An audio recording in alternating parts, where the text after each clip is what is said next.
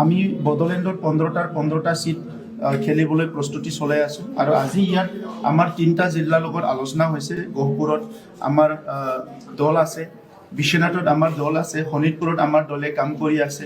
গতিকে ইয়াতো আমি 4-5টা সিটত কণ্টেষ্ট কৰিব পৰা অৱস্থাত আহি গৈছে।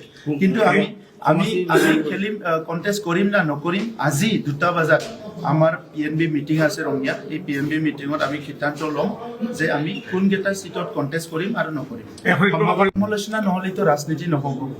ৰাজনীতি পলিটিকেল চায়েন্সটো থিয়ৰিবিলাক যেতিয়া লিখিছে, তাৰ ডেফিনিশ্যনবিলাক যেতিয়া লিখিছে, তাত চবৰো পিছত সমালোচনাও ৰাখি থৈ দিছে। চবৰো থিয়ৰিৰ তলত এটা চেপ্টাৰ থাকে, এইটো সমালোচনা বুলি। গতিকে ৰাজনীতিত চবে সমালোচনা কৰিবই।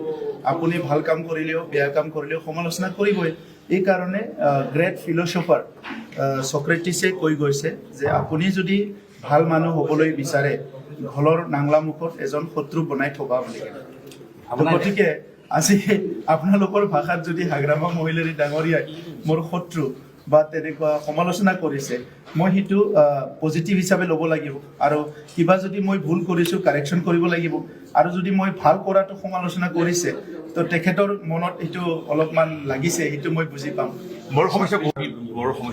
বড়ো সমস্যা বহুত দীঘল হ'ল আৰু প্ৰায় 8,000 লোক শ্বহীদ হ'ল।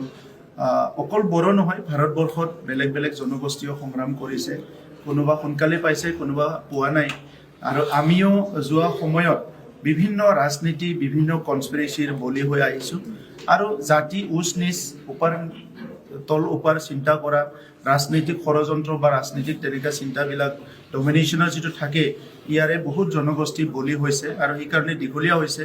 আদাৰৱাইজটো বড়োসকলে যি দাবী দাবাবিলাক কৰিছে, এইবিলাক সংবিধানৰ বাহিৰত কোনোদিন কৰা নাই, সংবিধানৰ ভিতৰতে কৰিছে।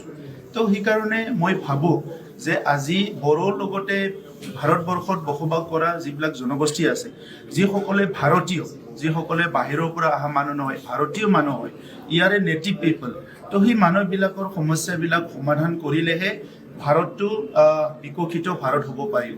গতিকে এই সমস্যাবিলাকত কাম কৰিব লগা বহুত আছে। আমি চৰকাৰ যেতিয়া চলাইছিলোঁ বড়োলেণ্ডত 26টা জনগোষ্ঠীৰ এটা ভিজন ডকুমেণ্ট ওলাইছিলোঁ।